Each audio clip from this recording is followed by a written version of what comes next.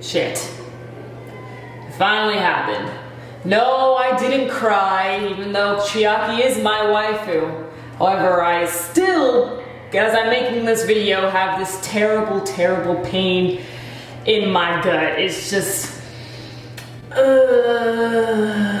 Sup everyone, I'm your female otaku, and I'm here to review episode 10 of Danganronpa 3 Zetsubou-hen. And for those of you who don't know, we only have one more episode left of Zetsubou-hen, which I'm pretty sure is going to focus more on Chisa. But anyway, so with this episode, it finally happened. I knew it had to happen.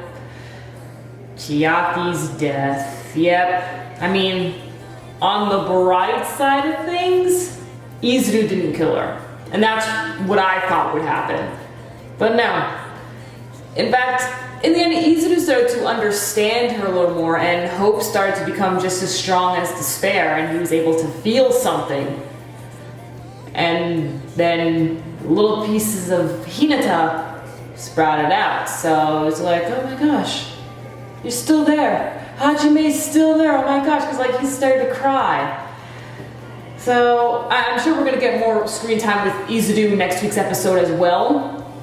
Not too sure what will be happening with Izuru and the remnants of despair next week. They're probably just gonna wreak havoc with like more despair and things like that. They're probably gonna capture the 78th class, so you know Naeki's class and stuff. They're probably gonna capture them to try to set up for the next killing game and stuff. But then in that episode we might just see the remnants of despair get captured as well, and you know, be put into the Neo World program and stuff like that. But anyway, enough theorizing about next week's episode. Let's talk more about this week's episode. First off, mega props to my favorite female seiyuu of all time, Kana Hanazawa. She has always been my favorite, but she just shined even more. For those who don't know, Kana Hanazawa voices Chiaki, and I heard Kana Hanazawa voice numerous of roles. However, I believe this is the first time, I don't know if this is the first time she's done a role like this, or this is just the first time me hearing her do a role like this, and that is being incredibly tortured, and the fact that this was bad. Chiaki tried to lift herself up and reach over to Izuru to help. That's where Kana Hanazawa shined, and I'm still like,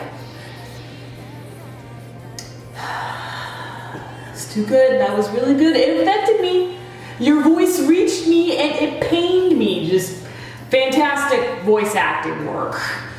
And Mikan, I did hate her for a quick little bit. Same with Junko. I don't hate Junko, but it's not like I'm moving her up on my best girls list after this episode. No, she's still staying in the same spot. Not my best girls list, my favorite Danganronpa characters of all time list, and I have her at like number 6, and she's staying at number 6, she's not moving anywhere. Same with Mikan, she's staying at number 5, not moving anywhere. But still, they were being some mega bitches this episode. And you know, we saw Chisa push Chiaki into the elevator, the same elevator that we see for when the gang is heading down to the class trials and stuff, and then we see the class trial room preparing for the first official killing game. Chiaki doesn't even get much of a say. Junko's just like, it's punishment time! I'm gonna need you to finish my video! And in the end, the remnants of despair became the remnants of despair because of Chiaki. Chiaki was their hope. Chiaki brought them all together. And Chiaki helped them out through a bunch of other despair-filled situations. For example, with Fuyuhiko's little sister. And with Nagito's suspension, although some people didn't really care about Nagito's suspension, but other people did. So, yeah, and the whole situation that happened at school that day, the giant Pomeranian, you know, stuff like that. Chiaki still helped them. And their hope died right in front of them, and they couldn't do anything about it. Now, with Nagito,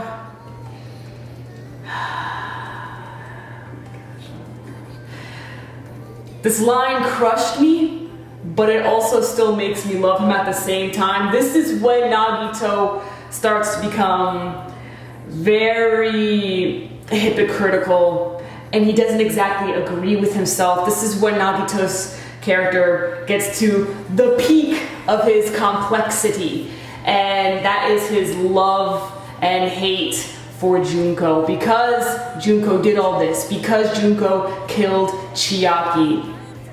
And Nagito was filled with despair at that point.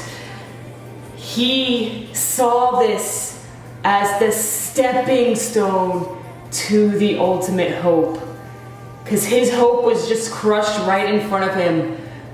But because of his old ultimate hope, because that was crushed, he's going to take that, make it a stepping stone, climb the rest of the ladders of despair until he finally reaches the ultimate hope. Just, oh my gosh, this is why I love this character, man.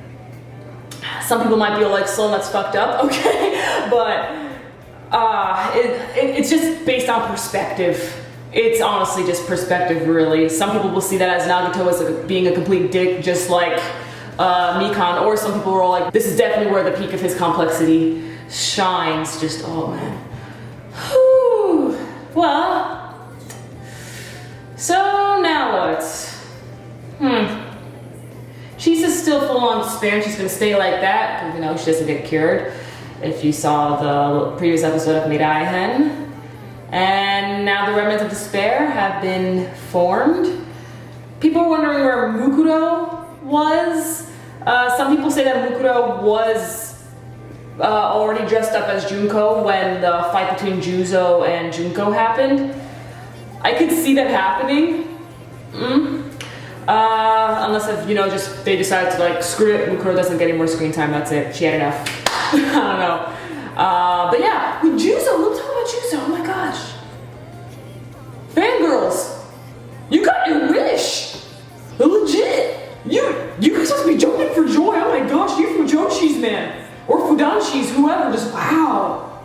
You actually got one. You're gonna win. Oh my gosh. The fact that it's confirmed. Juzo loves Munakata. At first I got confused, like, cause all this time they made it seem so obvious that Juzo loves Chisa. And then when Junko points it out, she's just all like, oh, you just have unrequited love for Chisa.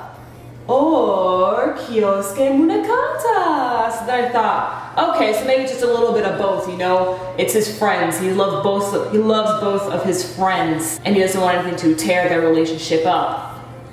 But no. Juzo loves Munakata. I can't hate him anymore. God damn it. Ah, man, these past 2 episodes, they completely changed my entire perspective on Juzo. You remember, I was ranting on this guy for so long. I hated him, how he was just a dunce and it was nothing but muscle that just wanted to punch everything and stuff. He couldn't think. But no, he's more than that. God damn it! It's like, yeah, I like him now. Too bad he's already fucking dead thanks to Mirai-hen. But that just makes his death all the more crushing. Because who killed Juzo? The man he loved. Munakata might have just known that too. Great writing. Fantastic writing. This is why you have to watch Danganronpa 3 in this order. 1 episode of Mirai-hen and 1 episode of Zetsubou-hen. It's an art that they've created, just wow. Okay, well, I'm done. Yeah, that's it. Okay. It's like I need to take a breather now. Hopefully this pain in my gut will go away, but I don't know. Alright, well, Let me know your thoughts on this soul-crushing episode. Your thoughts on Juzo and stuff. I know there are also a lot of Juzo haters. There are still a lot of Juzo lovers, but there are a lot of people like me as well who also hated Juzo. So has your feelings changed for Juzo as well?